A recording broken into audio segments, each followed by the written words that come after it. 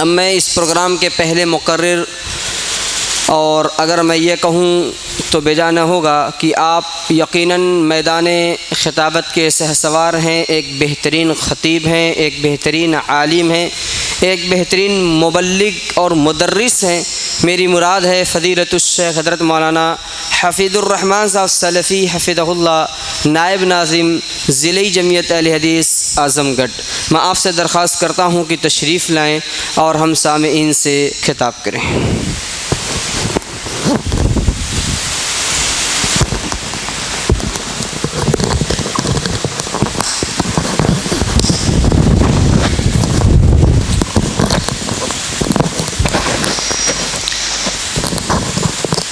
السلام علیکم ورحمۃ اللہ وبرکاتہ۔ ان الحمد للہ نحمده ونستعینه ونستغفره ونؤمن به ونتوکل علیہ ونعوذ باللہ من شرور انفسنا ومن سیئات اعمالنا ومن يهده الله فلا مضل له ومن يضلل فلا هادي له وأشهد أن لا إله إلا الله وحده لا شريك له وأشهد أن محمدا عبده ورسوله أما بعد فإن خير الحديث كتاب الله وخير الهدي هدي محمد صلى الله عليه وسلم وشر الأمور محدثاتها وكل محدثة بدعة وكل بدعة ضلالة وكل ضلالة في النار۔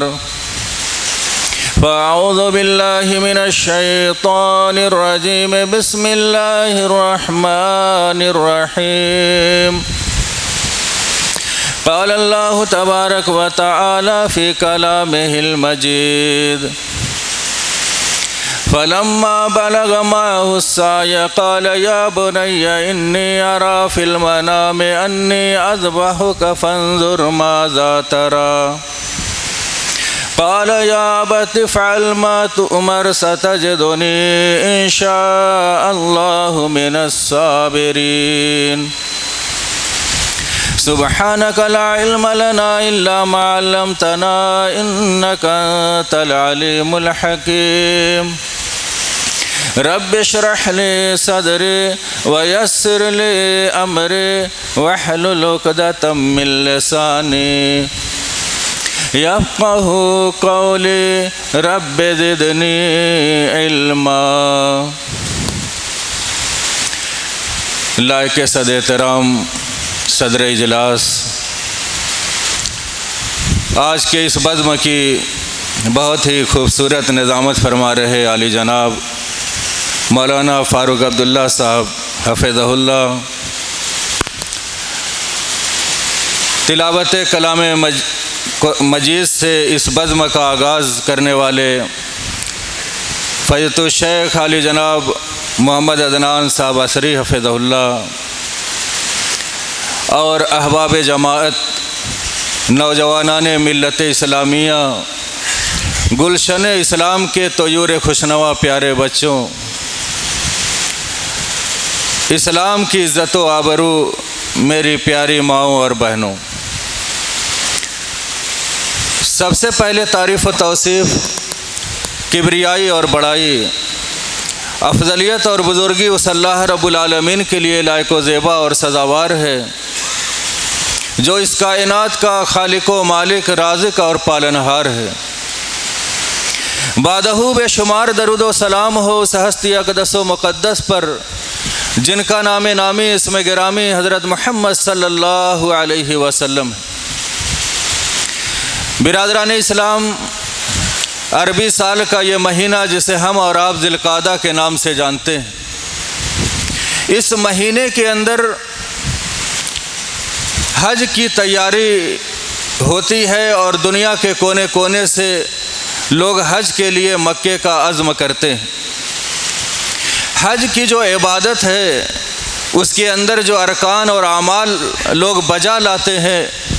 وہ حقیقت میں حضرت ابراہیم علیہ الصلاۃ والتسلیم، ان کی زوجہ حضرت ہاجرہ علیہ الصلاۃ والتسلیم اور ان کے صاحبزادے حضرت اسماعیل علیہ الصلاۃ والتسلیم کی یادگار ہے۔ ہر عبادت کے اندر آپ دیکھیں گے کہ اللہ رب العالمین نے نماز کے اندر قیام، رکوع اور سجدہ رکن بنا کر کے رکھا، مگر حج کے اندر آپ دیکھیں کہ انہی تینوں لوگوں کی چند اداؤں کو اللہ نے عبادت بنا کر کے نافذ کر دیا۔ بیٹے کی محبت میں اس کی بھوک اور پیاس کو محسوس کر کے ماں دوڑی تو سعی کے نام سے اللہ نے اس کو واجب کر دیا۔ شیطان جو بہکانے آیا تھا کہ اللہ کے حکم کو مت مانیے، اپنے بیٹے کو ذبح مت کیجیے، تو اس شیطان کو ابراہیم علیہ السلام نے کنکری ماری تو حجاج جاتے ہیں وہاں پر تینوں پتھروں کو کنکری مار۔ وہ تینوں مقدس ہستیاں ایک باپ کی حیثیت سے، ایک بیٹے کی حیثیت سے اور ایک بیوی اور ماں دونوں کردار میں، آج ہم معاشرے کا جب جائزہ لیتے ہیں تو ہم دیکھتے ہیں کہ ہم میں سے کوئی باپ کی حیثیت سے زندگی گزار رہا ہے، کوئی بیٹے کی حیثیت سے زندگی گزار رہا ہے، خواتین میں کوئی ماں ہے تو کوئی کسی کی بیوی ہے تو کوئی کسی کی بیٹی۔ انہی لوگوں پر پورا معاشرہ ہمارا قائم ہے۔ میں نے آیت کریمہ پڑھی جو عموماً بقرعید کے موقع پہ پڑھی جاتی ہے، اور چونکہ زمانہ وہی چل رہا ہے، لوگ حج کی تیاریوں میں ہے، کچھ فلائٹ ہونے والی ہے اور قربانی کے نام سے لوگ بکروں کی خرید و فروخت بھی شروع کر چکے ہیں۔ لوگوں کے ذہن و دماغ پہ کعبہ، ابراہیم علیہ السلام اور حج کا پورا منظر اس وقت تصور میں گھوم رہا، تو میں نے چاہا کہ آج کے اس معاشرے کو اس معاشرے سے جوڑا جائے۔ سب سے پہلے میں ابراہیم علیہ السلام کو ایک باپ کی حیثیت سے آپ سے متعارف کراتا ہوں۔ اللہ تبارک و تعالیٰ نے ان کے واقعے کو بیان کیا، فلما بلغ معہ السعی، جب ان کے صاحبزادے اسماعیل علیہ الصلاۃ والتسلیم جوانی کی عمر کو پہنچ گئے، دوڑنے دھوپنے کی عمر کو پہنچ گئے اور اپنے والد محترم کا ہاتھ بٹانے کی عمر کو پہنچ گئے، اور جب اس عمر کو پہنچ گئے کہ وہ غلط اور صحیح کی تمیز کر سکیں، ایسے وقت میں اللہ رب العالمین نے ایک باپ کو آزمانے کا ارادہ کیا۔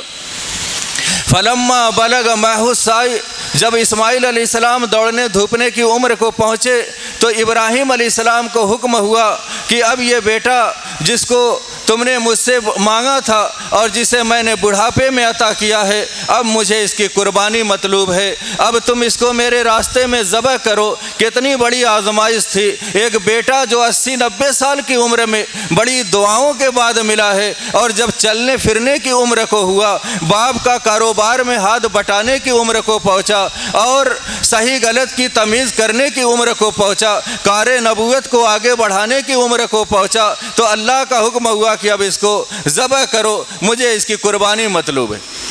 اس باپ سے پوچھئے جس کو بڑے جتن اور برسوں کے بعد بیٹا ملا ہو، اور پھر اچانک اس کو مانگا جائے تو اس کے دل پہ کیا گزرے گی؟ مگر اللہ کے راستے میں ہر محبوب چیز کی قربانی ہی اللہ رب العالمین کے ہاں مقام اور درجہ عطا کرتی۔ ابراہیم علیہ الصلاۃ والتسلیم لمبا سفر کر کے مکہ پہنچتے ہیں، جو اس وقت بڑی سنسان اور سناٹے کی جگہ تھی، مگر آج دنیا کی سب سے زیادہ بارونق، سب سے زیادہ بھیڑ والی کوئی جگہ ہے تو وہی جگہ ہے جہاں اس دن جب ان کے ابراہیم علیہ السلام اپنے بیٹے سے ملنے گئے تھے اور یہ کہا تھا کہ میں تمہیں اللہ کے راستے میں ذبح کرنے والا ہوں، وہ بالکل سنسان جگہ تھی۔ اب ایک باپ کی حیثیت سے پہنچے ہیں اور کہتے ہیں کہ یا بنی، اے میرے پیارے بیٹے، انی ارا، میں نے خواب میں دیکھا ہے، انی اذبحک، کہ میں تمہیں ذبح کر رہا ہوں۔ غور کرنے کی بات، ایک باپ جو بالکل شیرخواری کے عالم میں بیٹے کو جنگل بیابان میں چھوڑ کر کے آیا تھا، اب بیٹا بڑا ہو گیا، ماں کی تربیت میں رہ کر تو اب باپ پہنچا ہے اور کہتا ہے کہ میں تمہیں ذبح کرنا چاہتا ہوں، اور اللہ کا حکم پا کر نہیں بلکہ خواب میں دیکھ کر۔ تو بیٹے نے کیا جواب دیا؟ ایک باپ اپنے جوان بیٹے سے یہ کہہ رہا ہے فانظر ماذا تری، تم دیکھو تمہاری کیا رائے۔ آج معاشرے میں جو لوگ باپ کی حیثیت سے زندگی گزارتے ہیں، صاحب اولاد ہیں، بچے جوان ہو گئے، کیسا کردار ایک باپ کا ہونا چاہیے۔ ابراہیم علیہ السلام نے سکھایا کہ جب بچہ جوان ہو جائے، بچہ بڑا ہو جائے اور وہ غلط صحیح کی تمیز کی عمر کو پہنچ جائے تو اس سے گفتگو کا انداز صحیح کر لینا چاہیے۔ ایک نبی ہے اور باپ کی حیثیت سے بیٹے سے کہہ رہے ہیں کہ میں نے خواب میں دیکھا ہے کہ میں تمہیں ذبح کر رہا ہوں، تمہاری کیا رائے ہے؟ بیٹے سے کہہ رہے، جبکہ اللہ کا حکم مل جائے تو پوچھنے کی ضرورت نہیں ہے۔ آپ چاہتے بیٹے کو پکڑتے اور بڑی بےرحمی سے پٹکتے اور ذبح کر دیتے اور اللہ کے حکم کا پالن کرتے، مگر دنیا والوں کو ایک باپ کی حیثیت سے یہ پیغام دیا ہے کہ معاشرے میں جو باپ اور گارجین کی حیثیت سے زندگی گزارتے ہیں وہ ابراہیم علیہ السلام سے سبق سیکھیں۔ اپنے بچوں سے بالغ جب وہ ہو جائیں تو ان سے گفتگو کا انداز بدل لو، لہجے میں نرمی لے کر کے آؤ، انداز بہتر بنا لو اور ایسا احساس دلاؤ کہ اے بیٹے اب تم بڑے ہو گئے ہو، سمجھدار ہو گئے ہو، تم میرا ہر چیز میں ہاتھ بٹانے کے لائق ہو گئے ہو، تمہارے اندر ایک احساس پیدا ہو گیا عزت اور بے عزت کا۔ ایسے صورت میں اپنے لہجے کو نہیں بدلیں گے، گھر کا ماحول بگڑ جائے گا، معاشرے کا ماحول بگڑ جائے گا۔ اسی لیے کہا فانظر ماذا تری، تم بتلاؤ تمہاری کیا رائے، جبکہ حکم مل چکا ہے ذبح کرو۔ اسماعیل علیہ السلام بیٹے کی حیثیت سے، دنیا میں ہم میں سے جو ہر شخص کوئی کسی کا بیٹا ہے، ایک بیٹا باپ کے ساتھ کیسا تعلق اور کیسا سلوک کرے یہ ایک بیٹے سے سیکھیے۔ اسماعیل علیہ السلام کہتے ہیں یا ابت افعل ما تؤمر ستجدنی انشاءاللہ من الصابرین، اے ابا جان آپ کو جو حکم دیا گیا ہے آپ کر گزریے، آپ انشاءاللہ مجھے صبر کرنے والوں میں سے پائیں گے۔ کوئی بھی انسان مرنا نہیں چاہتا۔ دنیا میں آپ کسی سے بھی پوچھیں آپ جینا چاہتے ہیں کہ مرنا چاہتے ہیں، وہ جواب دے گا کہ میں اور جینا چاہتا ہوں۔ اگر فرشتہ موت کا آئے اور آپ سے یہ پوچھ لے کہ جینا چاہتے ہو کہ مرنا چاہتے ہو، مجھے اللہ نے بھیجا ہے، تو ضرور کہے گا مجھے اور مہلت دے دو۔ بیٹے نے کہا ابا جان آپ کو اللہ کا حکم ملا ہے، حالانکہ نبی نے کیا کہا تھا، میں نے خواب میں دیکھا ہے کہ میں تمہیں ذبح کر رہا ہوں، یہ نہیں کہا تھا کہ اللہ نے مجھ کو حکم دیا ہے۔ مگر ایک نبی اور ان کے گھرانے کا بچہ اور ماں کی تربیت میں رہا ہوا بچہ، ابراہیم علیہ السلام کوسوں دور رہتے تھے، یہ ماں کی تربیت میں رہتے تھے، ماں نے اس بچے کو سکھایا تھا تمہارا باپ نبی ہے، اور مسئلہ بتایا تھا کہ انبیاء کا جو خواب ہوتا ہے وہ حقیقت میں وحی ہوتا ہے۔ لہذا ابراہیم علیہ السلام نے کہا میں نے خواب میں دیکھا ہے، بیٹے نے کہا اللہ نے آپ کو جو حکم دیا ہے کر گزریے۔ جملے میں کتنا فرق ہے، والد کہہ رہے میں نے خواب میں دیکھا، بیٹا کہہ رہا اللہ نے آپ کو جو حکم دیا آپ کر گزریے۔ گویا ماں نے یہ سکھایا تھا کہ نبیوں کا خواب بھی سچا ہوتا ہے اور یہ وحی کی ایک شکل ہوتی ہے۔ بچوں کی تربیت میں ماں کا کتنا بڑا کردار ہے۔ بہرحال ایک بیٹے کی حیثیت سے اسماعیل علیہ السلام نے وہ تاریخ ساز جملہ کہا کہ ابا جان آپ کو جو حکم ملا ہے وہ کر گزریے، اور میرا رہا مسئلہ میں مرنا نہیں چاہتا، میں بھی جینا چاہتا ہوں دنیا کے اور لوگوں کی طرح، لیکن بحیثیت اولاد اگر میرے ذبح ہو جانے سے، میرا گلا کٹ جانے سے آپ کا مرتبہ بڑھتا ہے، اللہ کی نگاہ میں آپ کو اور درجہ ملتا ہے، اللہ کے ہاں اللہ کی رضا آپ کو ملتی ہے، تو اے ابا جان یہ گلا بیٹے کا حاضر ہے، اس کو ذبح کر کے آپ اللہ کی عمل کو بجا، اللہ کے حکم کو بجا لائیے اور آپ کا درجہ اونچا ہو جائے۔ دنیا کے تمام بیٹوں کو اسماعیل علیہ السلام نے یہ پیغام دیا ہے